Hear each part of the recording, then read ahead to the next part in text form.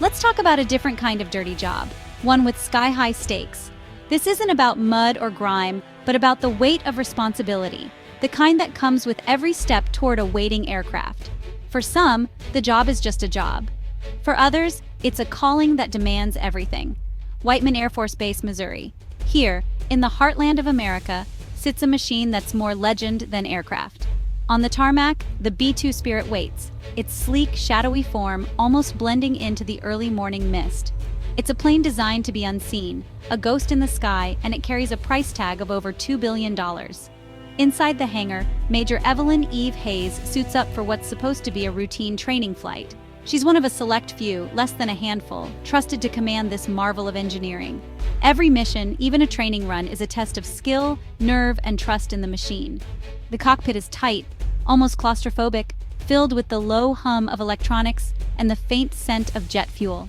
Hayes moves through her pre-flight checklist with the confidence of countless hours in the air. Each switch, each dial, is second nature, her hands steady, her mind focused. The B-2 is a flying wing. No tail, no vertical stabilizers, just a smooth, sweeping arc designed to slip past radar. Flying it isn't just about skill. It's about intuition, about feeling the aircraft respond to the slightest touch. It's like balancing on a pin at 30,000 feet, with nothing but trust in your training and your instincts. Hayes knows every sound, every vibration, every quirk of her aircraft. She and her co-pilot form a silent partnership, communicating with glances and gestures as much as words. Together, they are the human element in a symphony of technology, the final link in a chain of precision. Today's mission is a long sortie, designed to test the B-2's systems and keep the crew's skills razor sharp. It's a chance to push the aircraft and themselves to the limit, because in this world, complacency is the enemy. The weather's perfect, the sky a clear blue canvas stretching to the horizon. The plan is set, every detail mapped out, but as every pilot knows, the sky is unpredictable, and even the best-laid plans can unravel in an instant. In aviation, routine is a word spoken with caution. Every flight carries risk, and every second demands attention. Hayes and her co-pilot are alert, eyes scanning instruments, minds running through contingencies. The real test comes not when everything goes right, but when the unexpected happens. For Major Hayes, that test is about to arrive, unannounced, as it always does. The hum of the cockpit is about to become a roar as the engines spool up, the aircraft trembling with potential energy. Every sense is heightened, every muscle ready. This is the story of a pilot, her machine, and the split-second decisions that define both. In the world of stealth bombers, calm under pressure isn't just a trait, it's a survival skill. Hayes is the picture of focus, her eyes never leaving the instruments, her mind always a step ahead. In the clouds, surrounded by silence, she finds her rhythm, but she knows that peace can shatter in a heartbeat.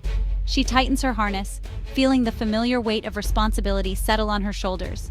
Suddenly, warning lights flash, a reminder that fate can change course at any moment. Hayes is ready, but the next few seconds will test her like never before. The Spirit of Missouri is about to earn its name, and Major Hayes is about to face the ghost in her machine. Getting a B-2 airborne is a ballet of man and machine, a carefully choreographed sequence where every movement matters. The sleek, shadowy bomber sits poised on the runway, but beneath its calm exterior, a flurry of activity is underway.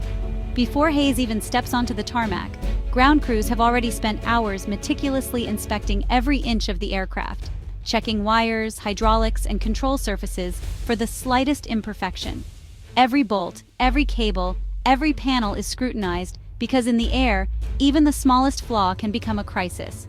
These maintainers are the unsung heroes of the mission, working in all conditions, rain, darkness, biting cold, to ensure the plane is ready.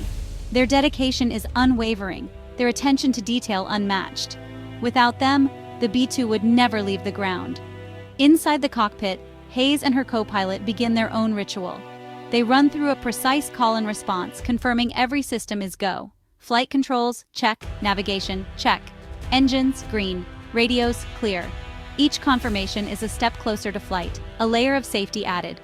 Each word exchanged builds a mental map of the aircraft's health, reinforcing trust between pilot and machine, and between pilot and co-pilot. Focus sharpens, nerves steady. The engines spool up, turbines spinning faster and faster. The aircraft trembles, alive and eager, its systems humming in anticipation.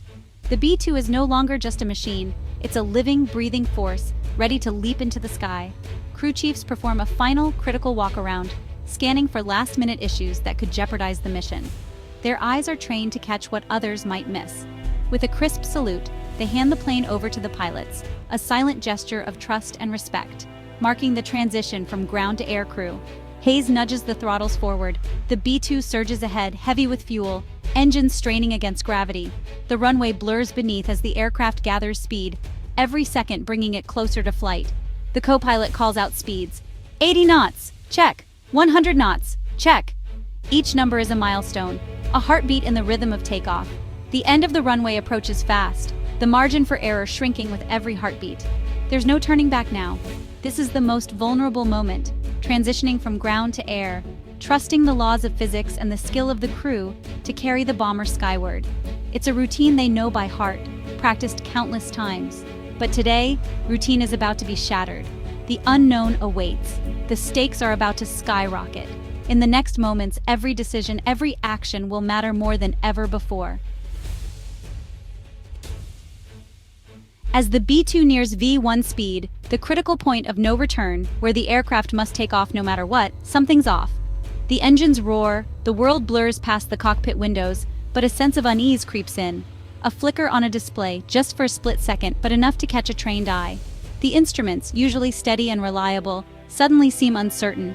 Then a subtle yaw to the left.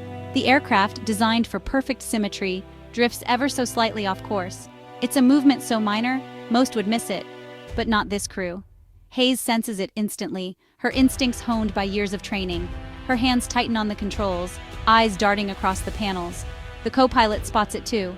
Check hydraulics left side. His voice is calm but urgent, cutting through the tension. The number 2 hydraulic system's pressure is dropping fast. The needle falls, and with it their margin for error. Amber and red warnings light up the console, casting an ominous glow across the cockpit. The automated voice cuts in, cold, emotionless. Warning, hydraulic failure. The routine is gone. Now it's an emergency. And they're still on the ground, hurtling toward takeoff speed. Every second counts, and the margin for error is razor thin. Panic isn't an option. The end of the runway is seconds away. The B-2 is becoming unstable, fighting Hayes' inputs, the controls growing heavier and less responsive. The aircraft shudders, resisting every correction. Hayes' mind races through emergency procedures, but time is slipping away. Stopping now could mean disaster. Overheated brakes, blown tires, a fiery crash. The risks are enormous, and the consequences could be catastrophic. The ground crew sees a trail of hydraulic fluid streaming from the left wing and radios it in, urgency rising in their voices. The pilots already know, but the confirmation is chilling. The reality of the situation settles in. The aircraft is wounded, and they're running out of time. They're in a $2 billion machine, breaking apart at 150 miles per hour. Every decision now is life or death. Hayes has only seconds to decide, abort or fly. The weight of responsibility presses down, but hesitation isn't an option. The fate of the Spirit and their lives hangs in the balance. In these final moments before V1, every heartbeat echoes with the gravity of the choice ahead. The choice is brutal: abort or take off with a crippled plane. Stopping risks a catastrophic crash. Flying means trusting damaged systems. Hayes processes the variables in a flash speed past V1, not enough runway to stop, aircraft still controllable. She makes the call. We're going! It's a command, not a suggestion. She's betting on the B-2's redundancy and her own skill. Max power, she orders. The co-pilot slams the throttles forward.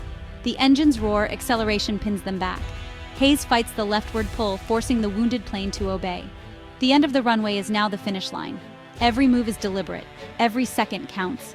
This is the moment that separates pilots from passengers. Hayes is all in, choosing the sky over certain disaster on the ground. The B-2 surges forward, wounded but unbroken. The next few seconds will decide everything. The Spirit is about to leap or fall. In crisis, you don't rise to the occasion. You fall back on training.